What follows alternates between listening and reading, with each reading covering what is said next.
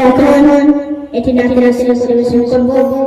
মনোযোগ সহকারে শুনবে আশা করি ভালো লাগবে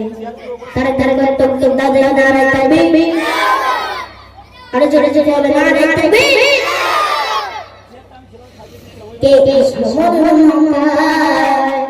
নিয়ে খুশির মেরাম কাকান রসুন হলো বিশ্ব ধরাধাম কে সমরমকারী খুশির মেরাম কাকান রসুন হলো